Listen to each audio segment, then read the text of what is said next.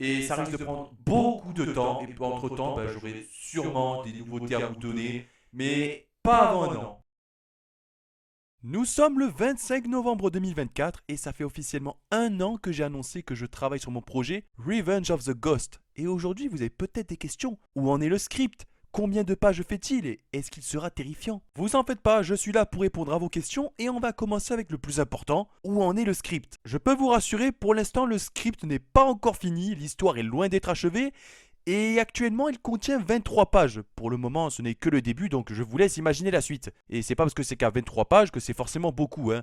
Parce qu'il y aura potentiellement peut-être, allez, vers 100, 200 pages peut-être, je sais pas. Parce que l'histoire n'est pas encore finie, donc j'ai largement des trucs à raconter avant de conclure l'histoire. J'ai encore plein d'idées qui me viennent en tête et croyez-moi sur parole, Ghostface sera sans pitié avec ses futures victimes.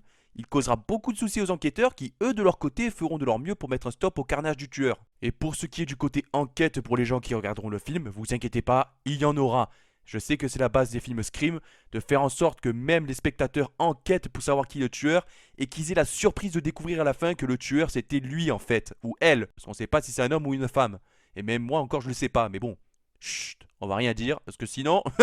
Encore une fois, je vous dirai limite qui est le tueur, et c'est pas ce que je veux. Puisque je parle de Ghostface, je peux vous affirmer que dans l'histoire, notre tueur préféré aura des idées bien macabres pour accomplir son objectif. Et il sera tellement déchaîné que, du coup, bah oui, attendez-vous à ce que le film soit un peu gore. Pas aussi gore que Terrifier et Art le clown, mais il y aura des scènes qui feront un choc. Ça, c'est un truc que je peux vous garantir. Les victimes, quant à elles, seront à la merci du tueur, malgré que certaines lui tiendront tête. Et pour ce qui est des noms, je peux vous en révéler au moins 3, et pas plus. Comme ça, moi, je vous laisse la surprise quand le film sortira. Emma, une femme ayant le cœur sur la main et qui rêve d'être une artiste reconnue. Sa rencontre avec Ghostface pourrait bien l'empêcher d'accomplir ce rêve. Hervé, un ancien directeur qui a pris sa retraite. Selon ses voisins, il serait devenu fou suite à un décès tragique dans sa famille.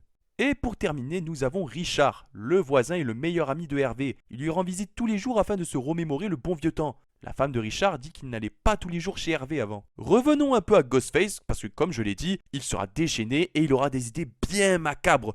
Mais il sera aussi très malin, provocateur, et parfois il sera un énorme enfoiré parce qu'il tendra des pièges vicieux à ses victimes, et elles regretteront avec une certaine amertume d'avoir provoqué Ghostface ou d'avoir décroché leur téléphone. Et bien voilà, hein, c'est tout ce que j'avais à dire sur ce fan film qui sera un succès et je croise les doigts pour que ça arrive. Maintenant, je vous invite à patienter jusqu'à la sortie officielle du fan film parce que maintenant je ne dirai plus rien en ce qui concerne le script et vous en faites pas.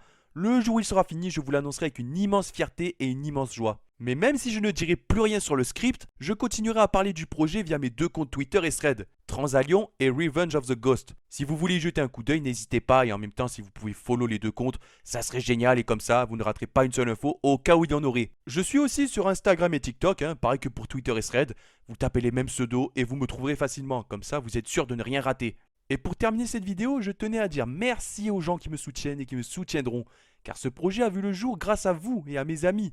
Si j'avais laissé tomber les vidéos, jamais de la vie je n'aurais eu une telle idée.